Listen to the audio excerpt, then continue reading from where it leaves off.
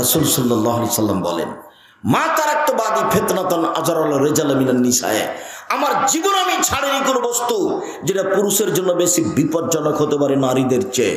নারী হচ্ছে পুরুষের জন্য সবচেয়ে বিপজ্জনক বস্তু। হাদিস বুখারী মুসলিম। নারী হচ্ছে পুরুষের জন্য সবচেয়ে বিপজ্জনক বস্তু। রাসূল সাল্লাল্লাহু আলাইহি সাল্লাম বলেন, পৃথিবীর মানুষ শুনে রাখো, ফাত্তাকুদ দুনিয়া ওয়াত্তাকুন নিসা, পৃথিবী থেকে বেঁচে থাকো, নারী থেকে বেঁচে থাকো। নারী হলো বিপজ্জনক বস্তু। পৃথিবীর মানুষ, তোমরা পৃথিবী থেকে বেঁচে থাকো, নারী থেকে বেঁচে থাকো। রাসূল সাল্লাল্লাহু আলাইহি ওয়াসাল্লাম বলেন, মা রাইতু মিন নাকিস তাকলিন দীনিন আযাব রব্বি রাজুলিল হাজিম, ও নারী জাতি, আমি তোমাদের চেয়ে দেখিনি কাউকে বুদ্ধিমানের বুদ্ধিকে নষ্ট করতে পারে। তোমরা এমন জাতি বুদ্ধিমানের বুদ্ধিকে নষ্ট করতে পারো। ও নারী জাতি, তোমরা এমন জাতি বুদ্ধিমানের বুদ্ধিকে নষ্ট করতে পারো।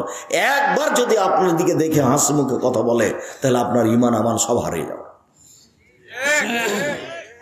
রাসূল সাল্লাল্লাহু আলাইহি সাল্লাম বলেন, ইন্নাল মারাতা তুকবালু ফি সূরাতি শায়তান ওয়া তুদবারু ফি সূরাতি শায়তান, নিশ্চয় মহিলারা শয়তানের বেশ ধরে আসে, নিশ্চয় মহিলারা শয়তানের বেশ ধরে যায়, নিশ্চয় মহিলারা শয়তানের বেশ ধরে আসে, নিশ্চয় মহিলারা শয়তানের বেশ ধরে যায়, নিশ্চয় মহিলারা শয়তানের বেশ ধরে আসে, নিশ্চয় মহিলারা শয়তানের বেশ ধরে যায়।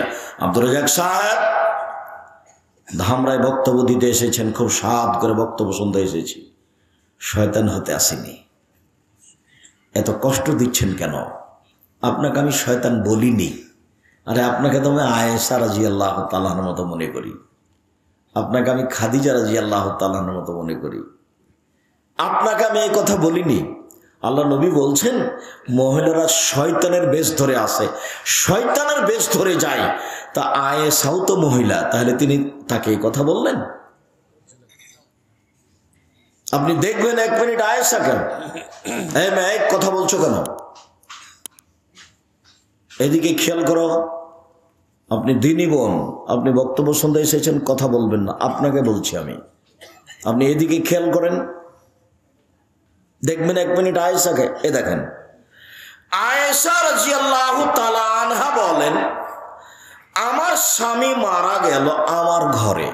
মুহাম্মদ সাল্লাল্লাহু আলাইহি ওয়াসাল্লাম আয়েশার ঘরে ইন্তেকাল করেছিলেন। আয়েশা রাদিয়াল্লাহু তাআলা আনহা বলেন, তো আমার ঘরে তার কবর হলো, আমি কবর পাশ এমনিতে যাই, কেন? এটা আমার স্বামীর কবর, আমি তো খেয়াল করি না, মাথায় কাপড় দিই না। কিছুদিন পরে কবর হলো আমার বাপের, তখন আমি মাথায় কাপড় দিই না, এমনিতে কবরের পাশে যাই, কেন? এটা আমার স্বামীর কবর, এটা আমার বাপের কবর। কয়দিন পরে সেখানে কবর হলো উমারের, তখন আমি কবরকে লজ্জা করি, এটা বেগানা পুরুষের কবর, আমি কেমনে যাই? নিজেকে গুটিয়ে নিয়ে কাপড় চোপড় মাথায় দিয়ে ভালোভাবে যাই কবরের পাশে, আর স্বাভাবিকভাবে যায় না। আয়েশা একটা কবরকে লজ্জা করেন, এটা কবরকে। আর আপনি এখানে এসেছেন ছোটবেলা উজ পরে, ওই যে পিঠ দেখা যাচ্ছে, পেট দেখা যাচ্ছে, আপনি শয়তান। আল্লাহ নবী আপনাকে শয়তান বলেছেন। আপনার পাশে আর একজন বোরকা পরে আছে, ওকে শয়তান বলেননি। এই মেয়ে, তোমাকে বলছি, পাঞ্জার পাঞ্জার চুল নিয়ে জাতিকে দেখিয়ে জাতিকে পাপী করে নিজেকে শিক্ষিতা মনে করো? তুমি তো পশু প্রাণীর মতো।